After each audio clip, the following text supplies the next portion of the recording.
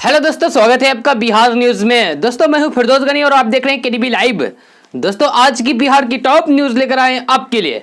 दोस्तों video start करने से पहले आपसे रिक्वेस्ट है, अगर आप नए आए इस चैनल पर तो चैनल को सब्सक्राइब करके बेल आइकन को भी प्रेस कर दीजिए और साथ में वीडियो को लाइक कीजिए, अपने दोस्तों के साथ शेयर भी कीजिए।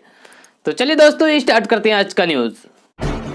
बिहार के किशनगंज में संक्रमण का पहला पॉजिटिव मरीज मिला है। इसके साथ ही किशनगंज बिहार का 33वां प्रभावित जिला बन गया है। किशनगंज के साथ साथ भागलपुर और पटना में भी एक एक संक्रमित मरीज मिला है। बिहार में गुरुवार को संक्रमण के 8 नए मामले के साथ कुल संक्रमित मरीजों का आंकड़ा बढ़कर 550 तक पहुंच गया है। स्वास्थ्य विभाग ने यह जानकारी दी है। स्वास्थ्य विभाग के प्रधान सचिव अपने तीसरे अपडेट को लेकर किए गए ट्वीट में बताया कि बिहार में किशनगंज शहर के 16 साल का नाबालिग, पटना का खाजपुरा का 60 वर्षीय व्यक्ति और भागलपुर के खरीक में 42 साल का युवक संक्रमित पाया गया है। बिहार की नीतीश सरकार ने लॉकडाउन के बीच ढील देते हुए कई तरह के दुकानें और संस्थानों को खोलने की अनुमति दे दी है। इसको लेकर बिहार सरकार के गृह विभाग के अपर मुख्य सचिव आमिर सुबहानी ने एक पत्र जारी किया है। इस पत्र के माध्यम से सभी जिलों के जिला अधिकारियों को यह निर्देश दे दिया गया है। लॉकडाउन के दौरान दुकानों को खोलने के लिए सरकार द्वारा रखी गई कुछ शर्तों का भी पालन करना होगा। बिहार में अब इलेक्ट्रॉनिक दुकानें खोलने की अनुमति दे दी गई है, जिसमें अब पंखा, कूलर और एयर कंडीशन की बिक्री और मरम्मत का काम शुरू हो जाएगा। सरकार के आदेश के बाद बिहार में मोबाइल, कंप्यूटर, लैपटॉप, यूपीएस और बैटरी बिक्री और मरम्मत का काम शुरू होगा। ऑटोमोबाइल, टायर, ट्यूब, मोटर वाहन, बाइक, स्कूटर मरम्मत सहित कई दुकानें खोल सकते हैं। सीमेंट, स्टील, बालू, स्टोन, गिट्टी, ईंट, plastic, pipe, hardware, sanitary, feeding, लोहा, पेंट, शटरिंग और हार्डवेयर की दुकानें खुलेंगी। गैराज और वर्कशॉप की दुकानें खोलने की इजाजत मिल गई है। बिहार की राजधानी पटना की तर्ज पर राज्य के 6 अन्य शहरों में भी एलिवेटेड रोड बनाए जाएंगे। जी हां, घनी आबादी के कारण इन शहरों में सड़कों की चौड़ाई बढ़ाना अब संभव नहीं है। इसे देखते हुए पथ निर्माण विभाग ने इन शहरों में कायम जाम की समस्या को दूर करने के लिए एलिवेटेड रोड बनाने के प्रस्ताव पर काम करना शुरू कर दिया है। विभागीय अधिकारियों के अनुसार अभी पटना में ही विभाग ने एलिवेटेड रोड बनाया है। जिन शहरों में यह रोड नया बनाया जाएगा उनमें से भागलपुर, बेगूसराय, गोपालगंज, गया, दरभंगा और मुजफ्फरपुर जिला शामिल है। लॉकडाउन में राजस्थान के कोटा में फंसे बच्चे स्पेशल ट्रेन से बुधवार की सुबह जब कटिहार स्टेशन पर उतर गए तब बच्चे और उनके माता पिता दोनों की जान में जान आई। हालांकि कोटा से पूर्णिया तक के सफर के बारे में बच्चों ने बताया कि बिहार घुसते ही परेशानी शुरू हो गई थी। बच्चों ने बताया कि कोटा से चलते समय एक बार जो स्क्रीनिंग हुई, इसके बाद कहीं भी कोई टेस्ट या फिर स्क्रीनिंग नहीं हुई। 5 मई की शाम में कानपुर में एक बार खाना और पानी दिया गया, इसके बाद किसी ने पूछा भी नहीं। सबसे ज्यादा परेशानी कटिहार स्टेशन पर हुई, इसके बाद वहां से पूर्णिया आने में हुई। किशनगंज, अररिया, पूर्णिया, कटिहार, गया, जहानाबाद, वैशाली और बेतिया समेत बिहार के कई जिलों में कल तेज हवाओं के साथ काफी बारिश हुई है। इसके बाद किसानों की बची हुई उम्मीद को भी खत्म कर दिया। इस समय फसल या तो खेतों में है या फिर बेमौसम बारिश की भेंट चढ़ गई। बारिश होने के साथ ही बिजली सप्लाई की लचर व्यवस्था भी सामने आ रही है। आसमान में काले बादल जैसे ही अपनी उपस्थिति दर्ज कराते हैं, वैसे ही बिजली की सप्लाई ठप कर दी जाती है। लोगों का कहना है कि बिजली कंपनी इतने प्रगति होने के बाद भी व्यवस्था को इस लायक नहीं बना सकी कि बारिश के दौरान भी लोगों को सही तरीके से बिजली सप्लाई की जा सके। संक्रमण के संकट के बीच बिहार में मरीजों का स्वस्थ होने का भी लगातार सिलसिला जारी है। इस कड़ी में पटना सिटी के अगम कुआं स्थित Nalanda medical college and hospital से कल पॉजिटिव 10 मरीजों को छुट्टी दे दी गई है। जी हां, RMIC सैंपल जांच में तीसरी रिपोर्ट नेगेटिव आते ही सभी 10 मरीजों को 14 दिन में होम क्वारंटाइन को लेकर अस्पताल से छुट्टी दे दी गई है। अब मूल्य से स्वस्थ हुए सभी मरीजों को उनके घर भेज दिया गया है। स्वस्थ हुए मरीजों में पटना जिले के 3, अरवल जिले के 1, छपरा जिले के 1, नालंदा जिले के 1, औरंगाबाद जिले के 1, लखीसराय जिले के 1, मधेपुरा जिला के 1, वैशाली जिला के 1 मरीज शामिल है। केंद्र सरकार के जरिए गाइडलाइन के बाद देश के अलग अलग प्रदेशों में फंसे मजदूरों की बिहार वापसी हो रही है, लेकिन मजदूरों से वापस घर आने के लिए रेलवे की तरफ से किराए की वसूली की जा रही है। जी हां, ये हम नहीं बल्कि खुद वो मजदूर कह रहे हैं जो लंबे समय बाद अपने घर लौट रहे हैं। केरल से बिहार के मुजफ्फरपुर लौटे मजदूरों की माने तो उनसे 1020 रुपया लिया गया। मजदूरों ने बताया कि केरला में देशबंदी से उनके पास खाने पीने की समस्या खड़ी हो गई थी। ऐसे में उनके पास घर लौटने के सिवाय कोई भी विकल्प नहीं बचा था। इसके बावजूद रेलवे द्वारा सभी मजदूरों से 1020 रुपया लेकर उन्हें टिकट दिया गया, तब जाकर सभी मुजफ्फरपुर जंक्शन तक पहुंच पाए। मजदूरों ने एक चैनल से बातचीत में बताया कि रेलवे द्वारा उनसे सही तरीके से भोजन उपलब्ध भी नहीं कराया गया था। मजदूरों ने बताया कि किसी तरीके से आधा पेट खाना खाकर वह मुजफ्फरपुर तक पहुंचे हैं। ट्रेन से सफर करने से पहले भी मजदूरों की हालात बेहद खराब थी। एक तरफ काम बंद हो गया था तो दूसरी तरफ घर का राशन भी खत्म हो गया था। हालांकि घर वापसी से मजदूरों के चेहरे खिले हुए थे।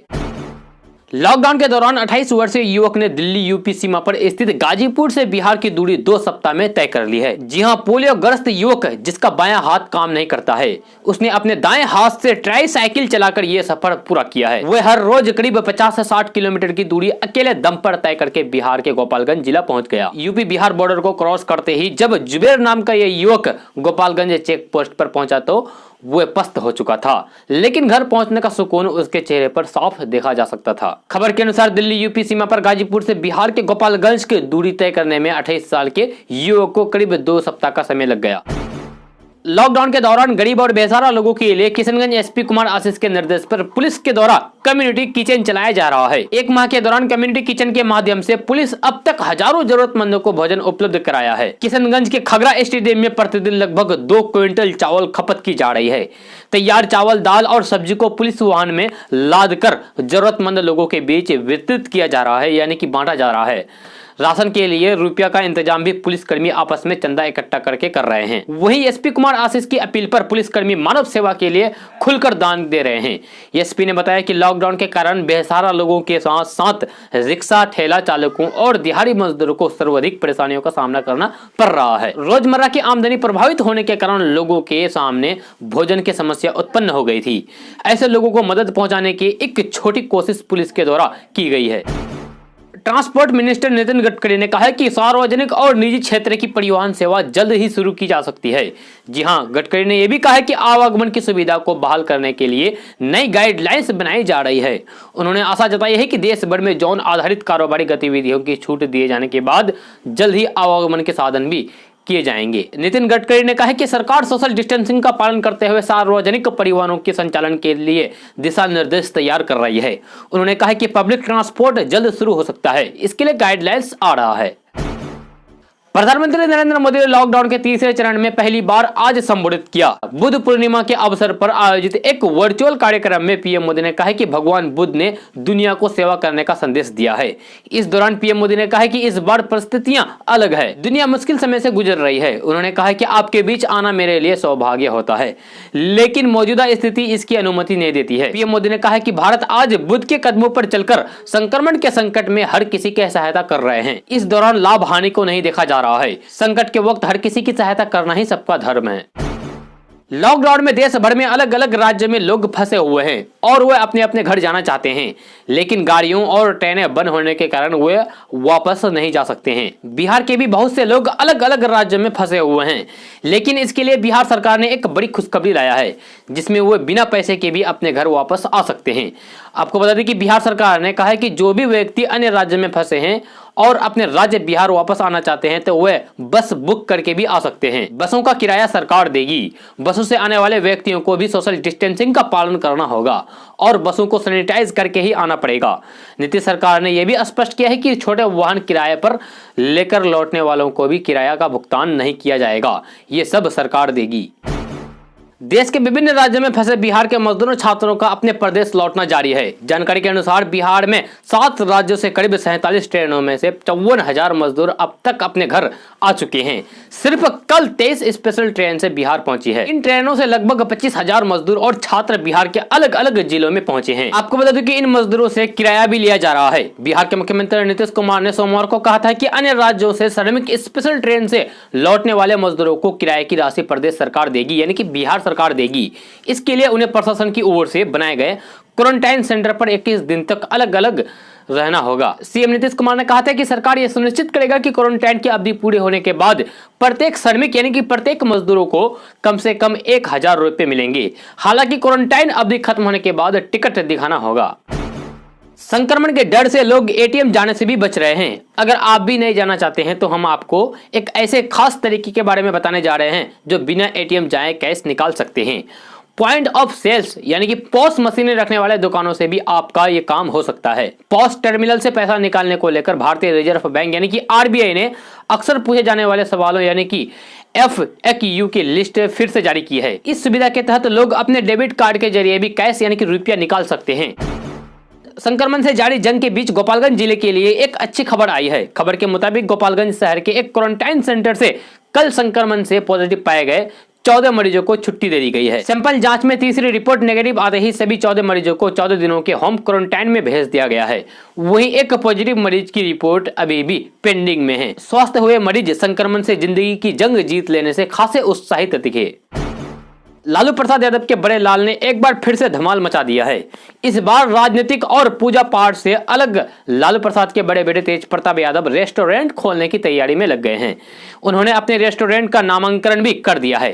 तेज प्रताप यादव ने आज ऐलान किया है कि लॉकडाउन के बाद अपने माता पिता के नाम पर वो लालू की रसोई रेस्टोरेंट की मेगा लॉन्चिंग करेंगे। इसमें गरीबों को शाम का खाना फ्री में खिलाया जाएगा, लेकिन बाकियों को खाने के लिए पेमेंट करना होगा। तेज प्रताप यादव का कहना है कि लालू की रसोई में पिछले महीने भर से गरीबों और जरूरतमंदों के लिए खाना पकता है। हर रोज वे खुद गरीबों में ये खाना बांटते हैं। तेज प्रताप यादव ऐसे प्रयोग के पीछे भी करते रहते हैं। लोग तो ये भी कहते हैं कि तेज प्रताप यादव ये सब खुद को सुर्खियों में बनाए रखने के लिए करते हैं, लेकिन इस बात से भी इनकार नहीं किया जा सकता है कि तेज प्रताप यादव राजनीति में अब तक कोई खास जोहर नहीं दिखा पाए हैं, या ये भी कह ले कि तेज प्रताप यादव राजनीति के पिच पर क्लीन बोल्ड हो चुके हैं। दोस्तों आज का न्यूज बस यहाँ तक। कैसा लगा आपने को आज का न्यूज जरूर अपना सुझाव दीजिएगा नीचे कमेंट बॉक्स में कमेंट करके। अगर आप नए आए इस चैनल पर तो चैनल को सब्सक्राइब करके बेल आइकन को भी प्रेस कर दीजिए और साथ में वीडियो को लाइक कीजिए, अपने दोस्तों के साथ शेयर भी कीजिए। तो चलो दोस्तों फिर मिलते हैं नेक्स्ट वीडियो में।